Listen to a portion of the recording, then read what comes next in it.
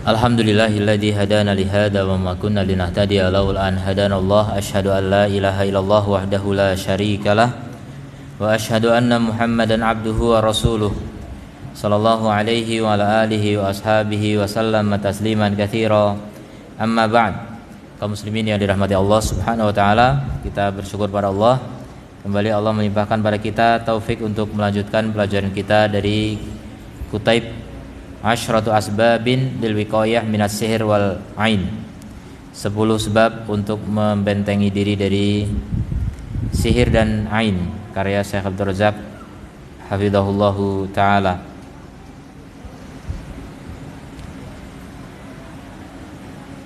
Sekarang kita masuk sebab yang ke-7. Qala hafizahullah as-sababus sabi' at-taubatu ilallahi min jami'id dunubi. Bertobat kepada Allah dari segala dosa. Fa inna min asbabi tasallutil a'da'i. Sungguhnya di antara sebab berkuasanya musuh-musuh alal abdi kepada hamba, wa idaihim lahu, dan gangguan mereka terhadapnya, adalah dunubahu wa ma'asiyahu, dosa-dosanya dan maksiat-maksiatnya. Sebab yang menyebabkan musuh menguasai kita dan menyakiti kita karena apa? Dosa-dosa kita. Allah Subhanahu wa taala telah berfirman di dalam surat Asy-Syura ayat 30, "Wa ma asabakum min musibatin fabima kasabat aydikum wa ya'fu 'an katsir." Dan apapun yang menimpa kalian dari musibah, maka disebabkan oleh apa yang dilakukan oleh tangan-tangan kalian. Dosa. Jadi dosa-dosa kalian.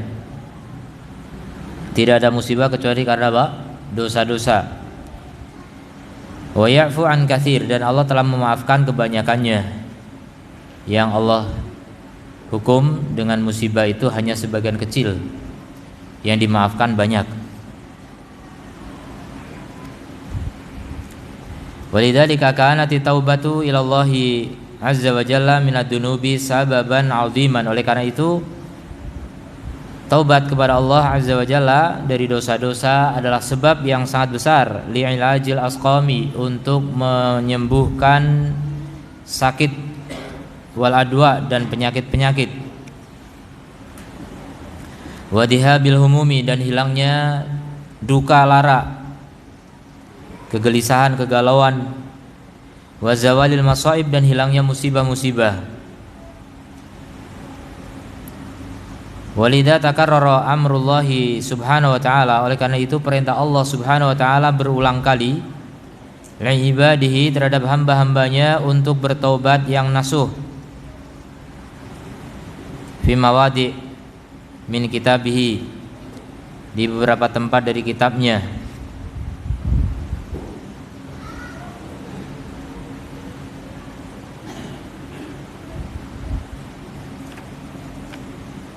Di antaranya Allah Ta'ala berfirman dalam At-Tahrim ayat 8, "Ya ayyuhalladzina amanu tubu ilallahi taubatan nasuha." Wahai orang-orang yang beriman, taubatlah kepada Allah dengan taubat nasuha. Taubat yang nasuha. Nanti kita lihat syarat-syarat taubat nasuha.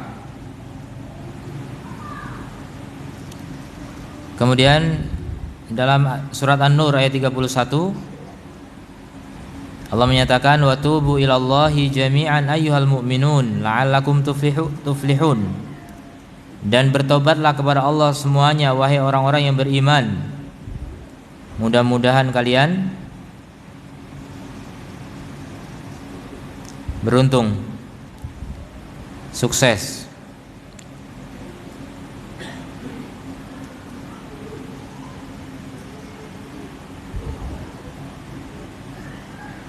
Wa qad bayyana ulama, dan ulama telah menjelaskan, anna li taubatin nasuhi syurutan thalathah, bahwa taubat nasuh itu memiliki 3 syarat. Ulama menjelaskan taubat nasuh ada berapa syarat? 3.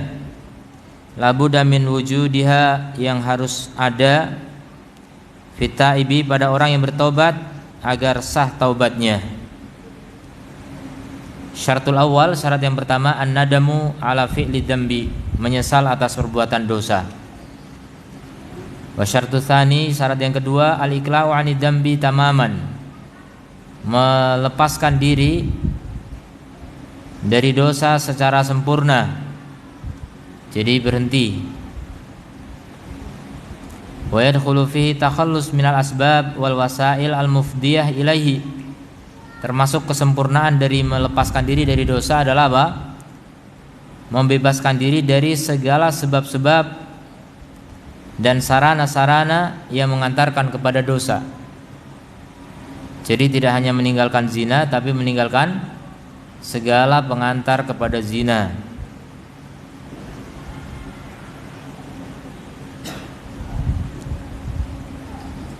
Syarat yang ketiga, al-azmu al-aqidu, tekad yang kuat, al-adamil audati ilaihi, untuk tidak kembali kepadanya. Bertekad kuat untuk tidak kembali lagi. Itu syarat sahnya tobat. Kemudian ulama juga ada yang menambahkan dua lagi, yaitu apa? Masih dalam waktu yang dibenarkan, yang dibolehkan. Kalau sudah nyawa di kerongkongan sudah tidak sah lagi. Atau melihat matahari terbit dari barat juga tidak diterima taubat. Kemudian yang kelima adalah ikhlas. Karena taubat adalah ibadah, dan ibadah tidak diterima oleh Allah tanpa keikhlasan. Maka orang yang membanggakan taubatnya ujub, itu tidak ikhlas. Orang yang memamerkan taubatnya riya, juga tidak ikhlas. Orang yang berharap dunia dari taubatnya itu juga tidak ikhlas. Maka taubat yang seperti itu tidak diterima oleh Allah Azza wa Jalla.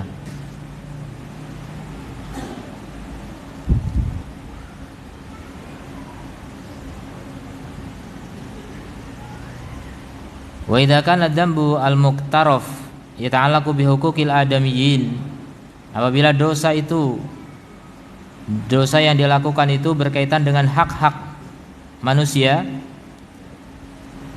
fa inna yudafu syartun rabi, maka ditambahkan syarat yang keempat atau keenam, kalau tadi sudah 5, yaitu i'adatul haq, mengembalikan hak orang lain kepada pemiliknya, mengembalikan hak kepada pemiliknya, au talabu afihi, atau minta maaf kepadanya, wa musamahah, dibebaskan, dimaafkan sama musamahatihi, atau mungkin dengan tebusan. Mungkin orang yang terdolimi tadi minta ditebus, minta tebusan, maka dibayar dengan tebusan. Itu ketika dosa berkaitan dengan hak manusia, lebih berat cara bertobatnya. Selama manusia belum memaafkan, tobat belum diterima.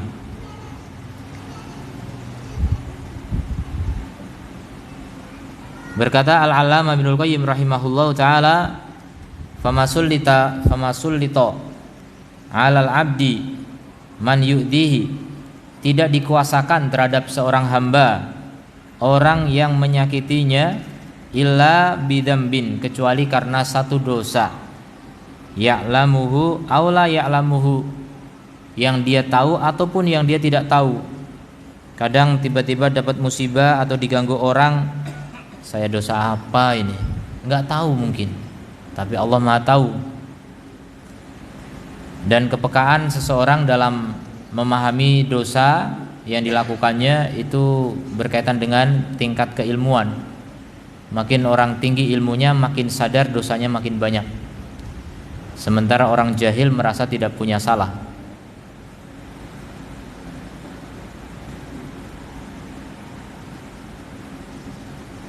Jadi tidaklah dikuasakan kepada seorang hamba orang yang menyakitinya kecuali karena dosa yang dia sadar atau tidak sadar. Wa ma la ya'lamuhu al-'abdu min dunubihi. Ini perhatikan perkataan seorang yang alim ya, Ibnul Qayyim Al-Allamah. Al-Allamah itu gurunya para ulama. dan apa yang tidak diketahui oleh hamba dari dosa-dosa, ad'afu ma ya'lamuhu minha, berlipat ganda dibandingkan apa yang dia tahu. Jadi kalau kita bisa mengetahui dosa saya sekitar 5 juta misalnya, maka yang enggak kamu tahu itu miliar, bisa jadi. Apalagi yang nggak bisa ngitung dosa, kayaknya saya nggak punya dosa, dah itu dosanya paling banyak tuh. Jadi dosa-dosa yang kita tidak sadari banyak sekali, terutama dosa-dosa hati ya. Dosa paling banyak itu dari hati. Hati, lisan dan anggota badan paling banyak berdosa itu hati. Kemudian lisan, kemudian baru anggota badan. Hati itu gampang sekali melakukan dosa, waliyadzubillah.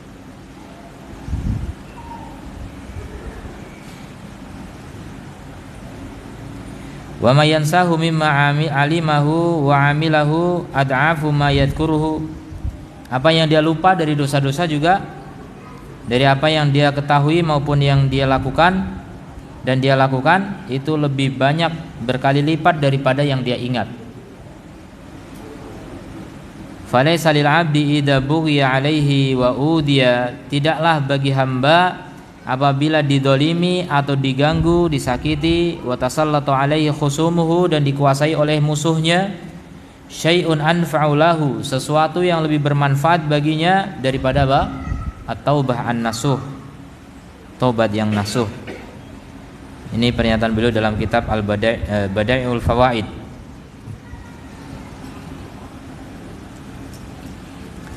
Walihadal amri alladzi dzakarahu al-'allamah Ibnul Qayyim yahtajul 'abdu ila taubah as-shadiqah. Dan untuk perkara ini yang disebutkan oleh Ibnul Qayyim rahimahullah, hamba itu butuh kepada taubat yang jujur, dan di antara makna taubat nasuh juga taubat yang jujur. Nasuh itu bermakna jujur, karena nasuh dari kata nasih, nasohah itu bermakna murni, bersih. Jadi taubat yang jujur bersih dari segala noda, termasuk noda kebohongan.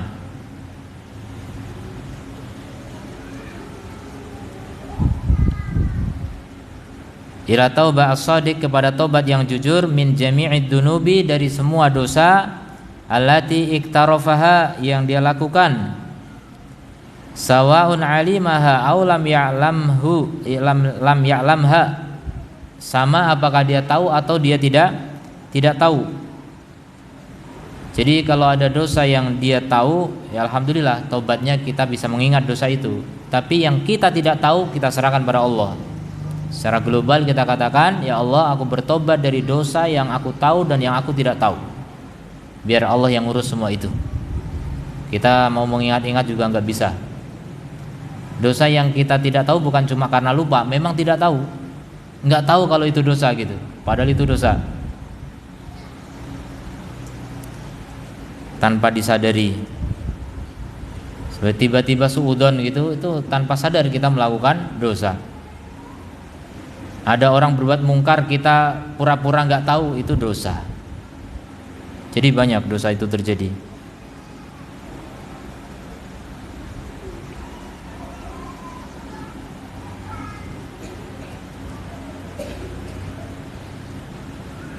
Wala'alla tasallutul adu, dan bisa jadi berkuasanya musuh alaihi, kepadanya, tambihun lahu, sebagai peringatan baginya. Dan itu benar. Musibah, diantara musibah adalah musuh yang menguasai kita, baik itu setan maupun setan jin maupun manusia.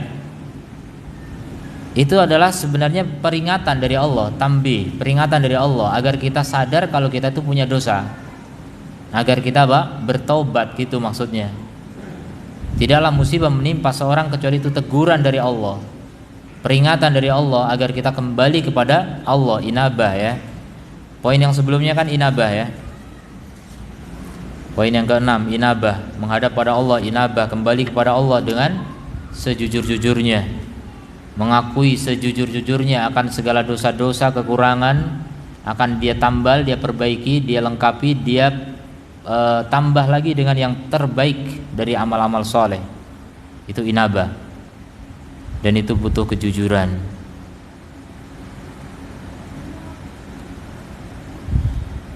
Bencana alam misalnya, gempa bumi di Cianjur misalnya, itu pasti karena dosa-dosa kita semua.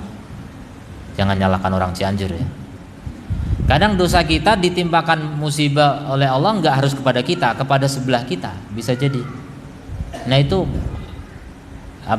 masih kebaikan Allah terhadap kita sebenarnya. Makanya kalau kita tahu ada musibah, kita tobat. Nggak harus musibah yang menimpa kita. Kita bertobat saja. Agar apa? Agar musibah itu tidak merembet ke kita.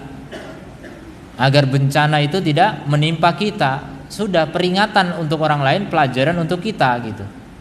Itu kalau orang memiliki keimanan dan kecerdasan. Jangan nunggu kena musibah baru tobat ya. Alangkah indahnya kalau kita bisa tobat setiap saat tanpa nunggu teguran dari Allah Azza wa Jalla. Tapi yang namanya bencana alam memang dosa komunal, dosa dosa bersama gitu. Mungkin tobatnya seorang ya nggak cukup untuk membendung dosanya banyak orang ya, tapi tidak masalah. Setidaknya kalaupun kita kena musibah, dalam keadaan kita diampuni dosa-dosanya sudah. Kalau kita mati dalam keadaan tidak membawa dosa, itulah keuntungan kita gitu. Karena bagaimanapun juga bencana alam yang nggak bisa dihindari oleh pribadi. Namanya alam, menimpa alam ya sudah kena kita. Semua orang pasti tertimpa yang ada di situ. Jadi kalau sudah dominan masyarakat itu memiliki dosa-dosa, masyarakat itu mengizinkan Allah untuk menurunkan musibah. Aisyah radhiyallahu anha pernah mengatakan, jika di suatu masyarakat sudah tersebar khamr, kemudian zina dan musik, ini lihat, khamr, zina, musik, ini 3 serangkai yang tidak terpisah ya, hampir nggak terpisah ini 3 perkara nih. Khamr, zina, musik itu selalu bergandengan. Makanya hati-hati dengan musik. Mungkin paling diremehkan tuh musik. Banyak orang yang takut khamr dan zina nggak takut dengan musik. Kata Aisyah radhiyallahu anha, kalau satu kaum sudah tersebar di sana 3 perkara ini, maka itu artinya kaum tersebut mengizinkan Allah untuk menurunkan bala, bencana, musibah. Dan itu nyata ya. Pernyataan beliau radhiyallahu anha adalah nyata. Kenyataan sebagai bukti. Dan itu teguran dari Allah Azza wa Jalla. Maka hati-hati. Wahai orang-orang yang baik, yang sadar, jangan lupa untuk amar ma'ruf nahi mungkar, itu maksudnya. Ya kalau orang baik itu merasa saya nggak minum khamr, saya nggak zina, saya nggak dengerin musik, saya nggak macam-macam dosa, pokoknya terhindar. Tapi ada satu dosa yang sangat besar, yaitu membiarkan kemungkaran. Ya, ketika dia tidak berupaya keras untuk ingkarul mungkar yang terjadi di masyarakat, ya sudah diratakan. Adab itu merata kepada semuanya. Jadi orang baik pun punya dosa. Dosanya membiarkan kemungkaran.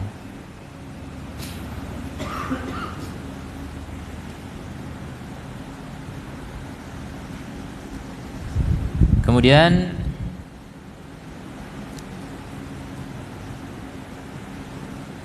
wasababun li'audatihi ilallah. Jadi itu teguran dari Allah, dan itu menjadi sebab untuk kembali kepada Allah Azza wa Jalla. Wa tajdidi imanihi, dan memperbarui imannya tuh. Jadi iman kita usang, perlu diperbarui. Seperti baju kita bisa usang, perlu beli baju baru. Iman juga bisa usang. Bahkan disebut dalam hadis, al-qalbu yasda, hati itu bisa berkarat. Terus gimana membersihkan karatnya? Kata Rasul, istighfar, taubat. Taubat pada Allah, kembali kepada Allah, perbaiki iman, perbarui iman, sehingga kita menjadi orang yang bisa melihat mana hak mana batil. Selama ini sudah buram karena hatinya gelap ya, pandangan mata ikut buram, gelap mata jadinya.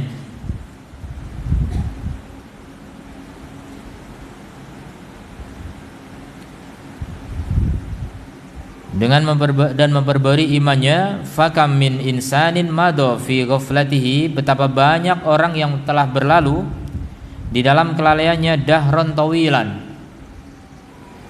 dalam masa yang sangat panjang dia lalai gara-gara nggak pernah ditegur oleh Allah. Santai gitu kan, pergi pagi pulang petang, nanti malam jalan-jalan, capek, pergi lagi, pulang petang, malam jalan-jalan lagi, muter. Kapan ngajinya nggak pernah, kapan infaknya jarang-jarang, kapan saumnya, kapan tahajudnya, kapan taubatnya, terutama itu jarang terjadi. Gara-gara sibuk dengan menikmati dunia, capek mengejar dunia, capek juga menjaga dunia, capek juga menikmati dunia, habis waktu untuk itu namanya kelalaian. Nah, dalam kelalaian yang panjang itu Allah perlu tegur dengan yang namanya musibah. Kadang-kadang musibahnya berupa apa? Musuh yang menyakitinya. Ya macam-macam. Bisa jadi musuhnya adalah istrinya sendiri. Karena di antara istri dan anak adalah musuh bagi kalian, kata Allah.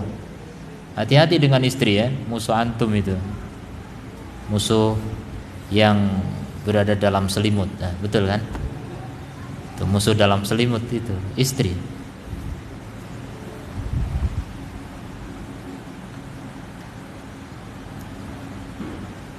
Jadi ketika antum disakiti istri, antum harus terima itu. Dosa yang mana ini ya? Jangan-jangan istri saya yang dosa ya. Antum nggak bisa koreksi diri kalau kayak gitu. Maka ketika ada istri menyakiti, langsung sadar, ingat ini pasti dosaku. Entah yang mana, nggak tahu, Allah yang maha tahu gitu. Tobat saja. Kalau tobat itu cepat selesai, masalah nggak berlarut-larut, nggak makin besar, nggak berkembang kayak bom atom, nggak. Jadi segera selesaikan masalah itu dengan taubat, seperti Ibnul Qayyim tadi bilang ya. Dan tidak ada sesuatu yang lebih bermanfaat baginya daripada taubat nasuh. Itu yang paling bermanfaat ketika mendapatkan apa? Berbagai kesulitan hidup. Taubat. Tertimpa sihir, tertimpa ain juga taubat. Apapun itu, taubat.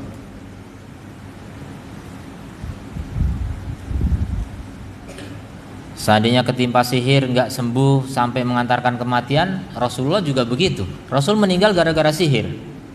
Tapi kalau taubat nggak rugi, ya. Tapi kalau nggak tobat malah dendam di sini, sakit hati, nggak terbalaskan juga nggak ada gunanya.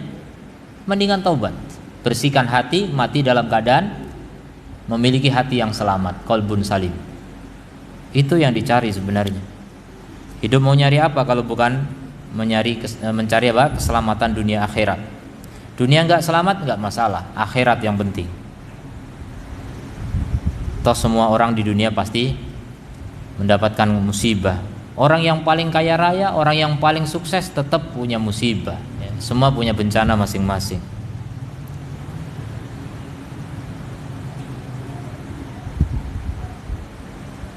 Fatasallatu alaihi aduwwun bihasadin, maka ada musuh yang menguasainya dengan hasad atau dengan sihir atau dengan yang lainnya, macam-macam musuh itu macam-macam ya. Fakana hadal musab, maka musibah ini sababan litadakkuri dunubihi, adalah menjadi sebab untuk mengingat dosa-dosanya yang banyak, wa tafritihi fi jambillah, dan peremehannya, kelalaiannya di sisi Allah terhadap hak-hak Allah. Dia lalai sudah selama ini, ngaji nggak pernah, membaca Quran nggak pernah, silaturahim jarang, bahkan setahun sekali pun nggak pernah, nggak dilakukan.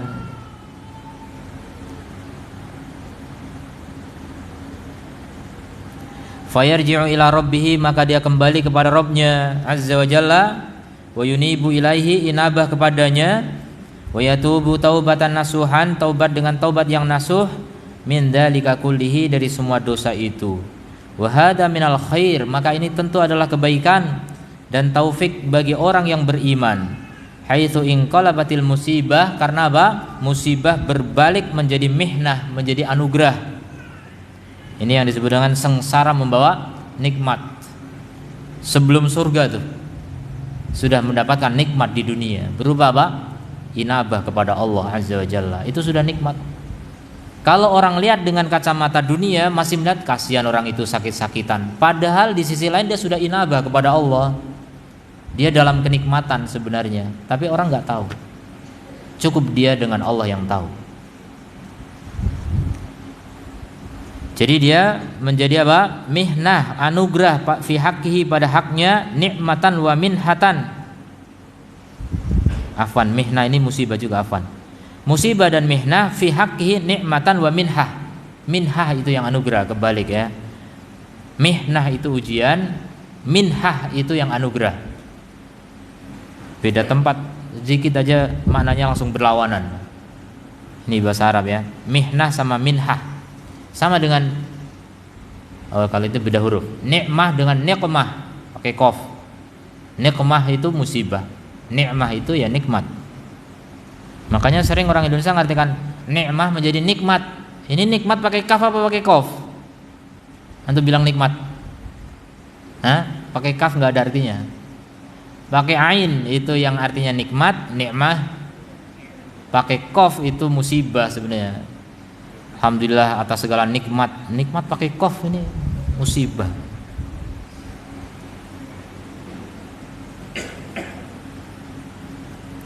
Wa hadza fadlullah yu'tihi may yasha, dan ini adalah karunia Allah yang Allah berikan kepada siapa yang Allah kehendaki. Makanya indah sekali ya, musibah membawa taubah itu indah sekali. Yang sengsara membawa nikmah itu. Sengsara membawa nikmah itu, musibah membawa apa? Taubah atau inabah. Inabah lebih tinggi dari taubah. Inabah. Musibah membawa inabah. Itulah hakikat dari sengsara membawa nikmah. Sebab yang kedelapan, as-sadaqah wal ihsan ilal khalq, sedekah dan berbuat baik kepada makhluk. Ihsan ini luas ya. Ihsan tidak hanya dengan harta. Kalau sedekah identik dengan harta memang, tapi kadang-kadang Nabi membawakan amal-amal tertentu disebut sedekah juga. Kamu amar ma'ruf nahi mungkar sedekah, kamu mengangkatkan barang orang sedekah, senyum sedekah. Jadi segala kebaikan menjadi sedekah juga. Jadi ihsan dan sedekah.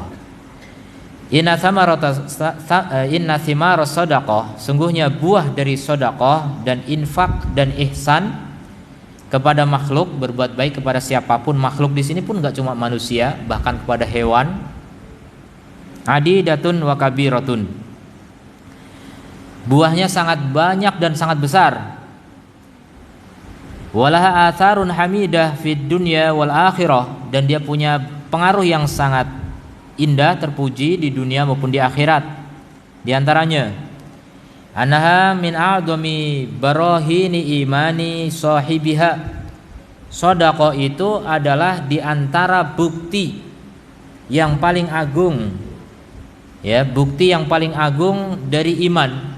Makanya disebut sedekah dari kata sidq. Sidq itu jujur, menunjukkan kebenaran iman, kejujuran iman. Jadi dia benar-benar beriman orang berani sedekah itu. Orang pelit itu jangan-jangan enggak beriman. Tapi orang yang berani berderma tapi ingin dipuji itu juga belum beriman. Jadi betul-betul jujur memberi karena Allah, itu baru iman. Kalau memberi karena manusia belum. Orang kafir juga bisa. Pencitraan itu adatnya orang kafir, orang munafik. Tapi banyak orang Islam ikut-ikutan. Jadilah munafik.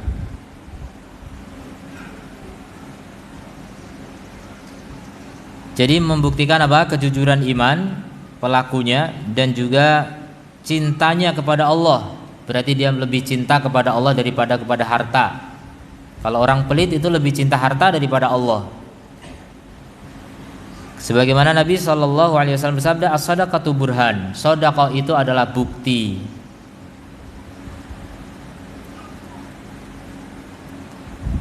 Wa hiya kadzalika tuzakki, yang kedua, sedekah itu bisa mensucikan pemiliknya dan mensucikan hartanya.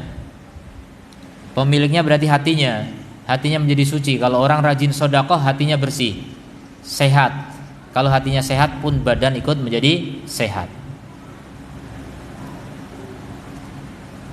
Fama tazkiyatuha lil mu'ti Adapun sedekah bisa mensucikan orang yang memberinya, orang yang memberi yang bersedekah itu, fa bi ikhrajiha tasku akhlaquhu. Seorang dengan mengeluarkan sedekah akan menjadi berkembang akhlaknya. Akhlaknya yang terpuji dengan kedermawanan, ihsan, dengan syukur. Wa tadhuru nafsuhu minasyuh, sehingga bersih jiwanya, nafsunya dari kekikiran, wal bukhul, pelit. Syuh ini lebih parah daripada bukhul ya. Syuh itu pelit dan rakus, tamak. Tamak, kemudian bukhul itu pelit. Wal hasad, hasad juga hilang. Jadi kalau ada orang nggak suka sama seorang itu hasad.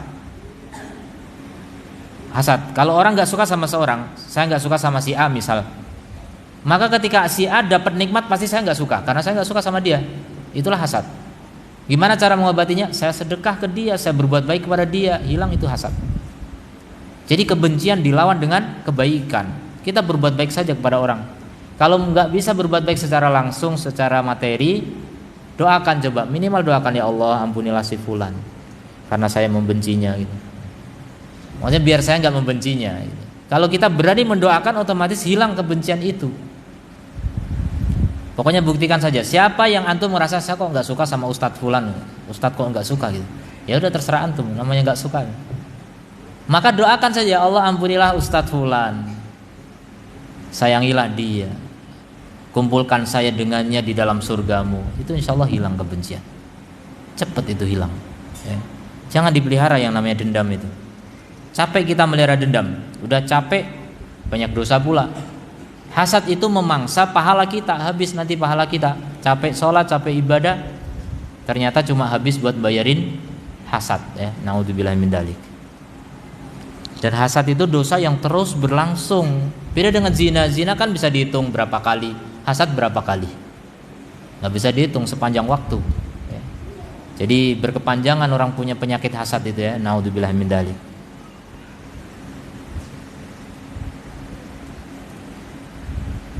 Kemudian wa ghairiha, dan selain itu minal akhlaqir radhilah, dari akhlak-akhlak yang buruk, hilang semua. Kalau kita rajin sedekah, rajin berbuat baik kepada orang lain yang kita punya benci ke dia, maka akan hilang itu. Akhlak-akhlak buruk akan hilang. Wa ma tazkiyatuha lil mal, adapun pembersihannya terhadap harta, maka sedekah akan melindungi harta dari kerusakan dan kebinasaan. Harta kita menjadi terjaga. Itu makna tasku. Tasku itu bisa bermakna bersih, bisa bermakna berkembang. Bahkan harta kita berkembang gara-gara sedekah. Itu hanya efek samping ya, jangan menjadi tujuan utama. Kalau itu menjadi tujuan utama, kita tidak ikhlas.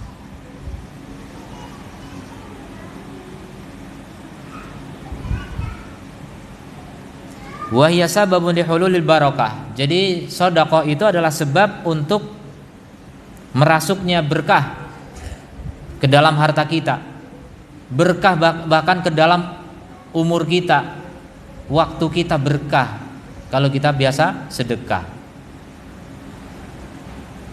Barakah ilahiyah ya, berkah dari Allah fihi, pada harta. Bal hiya sababun li ziyadatihi, bahkan sedekah itu sebab untuk bertambahnya harta. Sebagaimana Allah Ta'ala berfirman dalam surat Saba ayat 39, wa ma anfaqtum min syai'in fahuwa yukhlifu, dan apapun yang kalian infakkan dari sesuatu ya, apapun,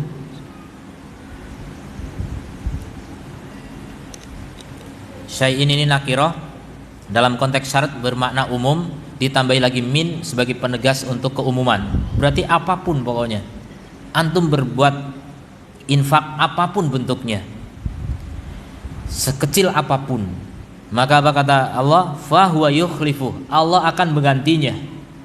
Ini janji dari Allah, dan Allah nggak pernah ingkar janji. Yang ragu untuk sedekah berarti dia meragukan janji Allah Subhanahu wa Ta'ala, dan itu suudzon, dan itu dosa.